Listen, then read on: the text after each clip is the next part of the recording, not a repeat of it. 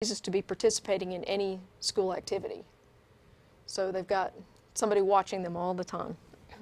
I remember growing up, I mean, of course, the idea that God knew everything is a fairly good deterrent to the, for the people who have bought into that idea, but it's not completely effective.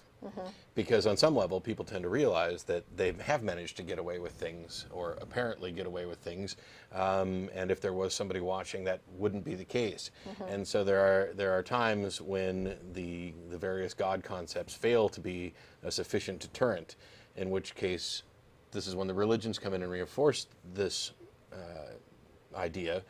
In my case, though, what was most effective was the idea that my parents didn't necessarily have to be watching me, but they were most likely going to find out everything I did anyway, through the network of people that we lived around. So if, and on more than one occasion, rather than mention how they found out, it was, God's not going to let you get away with this, which is how parents find out. It's, God is working through these other people to make sure your parents find out, to enforce, God's laws on you. So. Yes. Well, I mentioned before that religion provides a means of transmitting rules and also legitimizing political authority. And this is kind of important when you get complex societies that they generally have some kind of government structure. And traditionally, the priesthood, the religious leaders within a group, have had some role in either sanctioning or in some way legitimizing a ruler. So there's this belief that the leaders are chosen by whatever god the people worship, and therefore they're legitimate. So they derive their legitimacy from the fact they are chosen by God. And in some cases, for example, the Egyptians, there was a belief that the pharaoh was actually this human manifestation of a god. And so we still see it in some of the language here. You've heard the reference, divine right of kings, right, as if, kings have some, divinity of their own. And of course, more recently with George W. Bush, who believed that he was chosen by God to be the president. Yeah. Which, may be the case, because he clearly wasn't chosen by the people. Yeah. I'm sorry. Just can't pass up those golden opportunities. Well, and who knew Sandra Day O'Connor was God, right? Yeah. I don't know. She was really high on my list, but not quite to the God status. So this kind of brings up another point, that religion, in the form of these rituals, is actually this cultural trait. And it kind of gets to the answer to one of the questions. Does this have some kind of evolutionary advantage? Is there sort of like an evolutionary purpose to religion? And the answer is that no, not really. And I'll explain that. Cultural traits are not subject to natural selection in the same way that, for example, genetic traits are. Religious rituals, any kind of cultural ritual, has a conscious purpose. And you can lose your cultural baggage, but it's pretty hard to lose your genetic baggage. If you inherited the trait that predisposes you to type 2 diabetes, there's not really much you can do about that, but you can get over believing in a God. There are some cultural traits, though, in some aspects of religion that are subject to natural selection. If your cultural traits are such that you take actions that can, reduce your chances of surviving. For example, if you're sacrificing too much livestock, that type of thing. Well, and that's the last point I was going to make on this. Religion as a cultural trait. The rituals emerged as a product of other traits that are adaptive. So while the religion itself might not be very adaptive, the traits underpinning them actually are. And those are things like social cohesion and altruism and cooperation. And this being willing to obey your parents and wanting to please your parents. Right. And so that's why this, invoking a heavenly father or parental figures in religious imagery is so powerful for people, because it reinforces this natural tendency to want to please your parents and to do what your parents tell you to do. Yeah, and it's not, this idea that religion is a byproduct isn't something we can, prove to a high degree of certainty because we don't have a time machine. We can't go back and rewatch it. But it's not that much of a leap to apply some inductive reasoning to what we know about human behavior and say that, okay, there is an evolutionary advantage to children being reliant on their parents, as you mentioned, that, you know, that there is some wisdom in the people who have actually lived for a while to be passed on to the young. And it's good that they're, to some degree, willing to accept it, you know, with just like credulously, just bam, yes, okay, we'll do it. So this reliance on authority, these things are good early on, but they don't always go away. Right. And it would be ideal if we had, for example, a mechanism that made us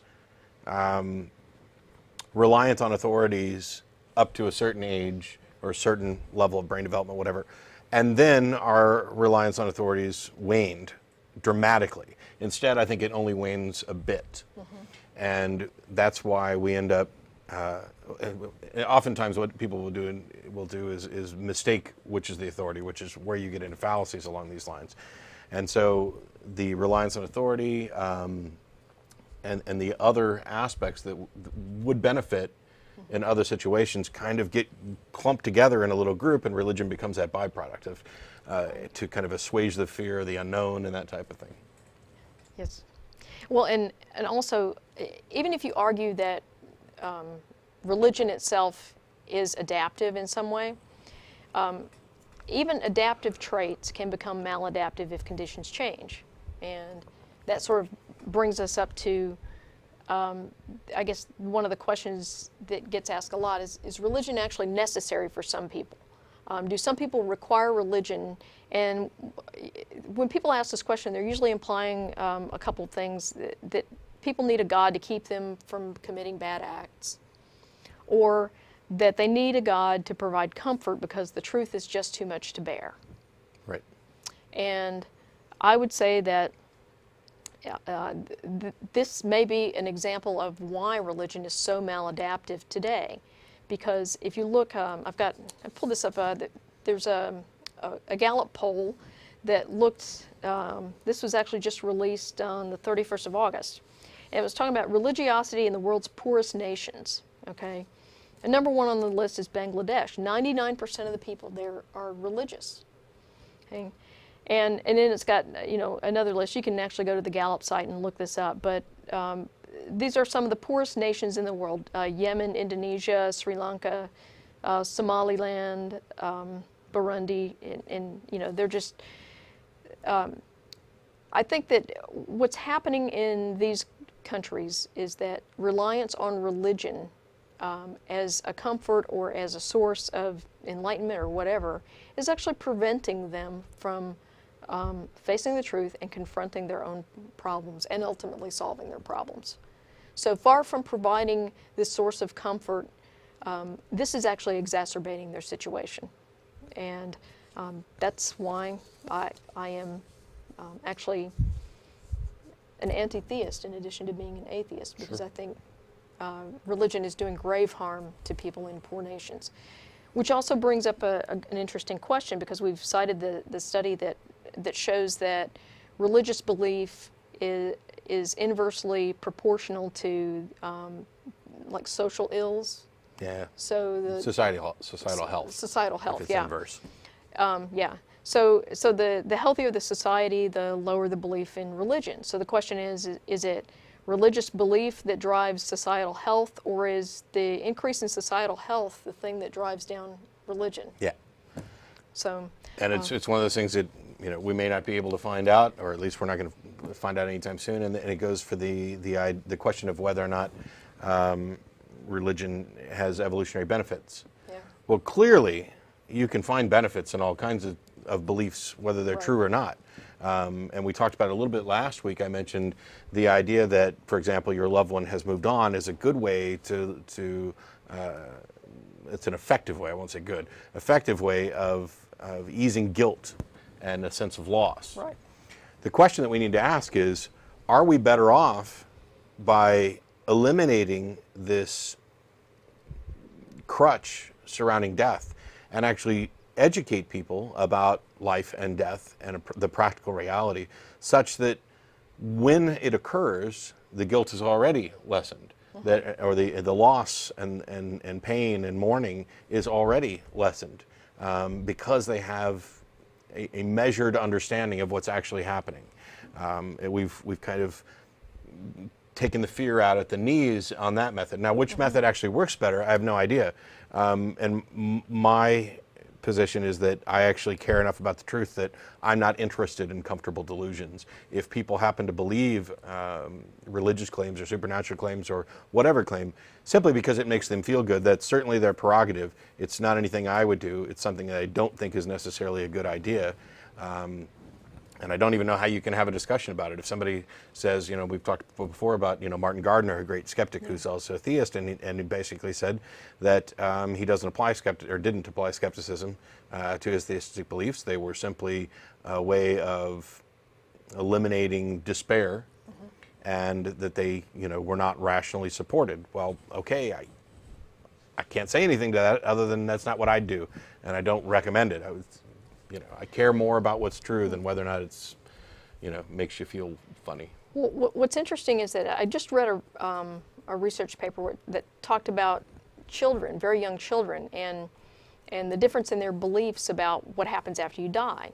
And it turns out that extremely young children are much less likely to believe that some part of their consciousness survives death than older children.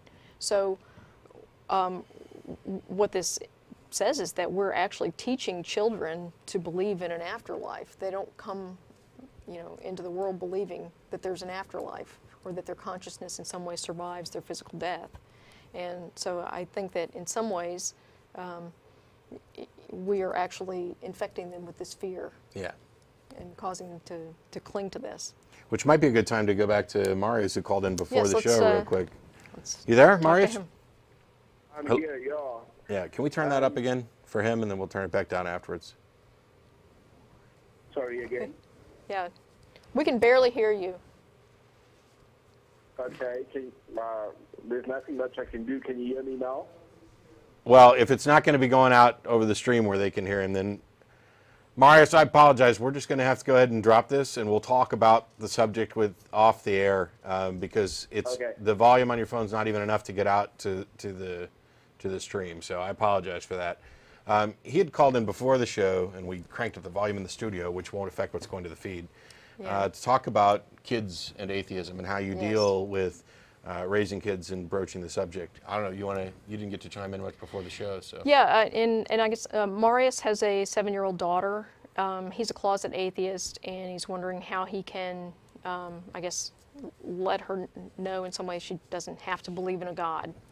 And so I think that one of the things that I've done with my son, who's almost 5, is I've started introducing him to the concept of like the Greek and Roman myths, because I think the more he learns about other people's views on gods and religion, the less likely he is to accept blindly anyone else's views on this.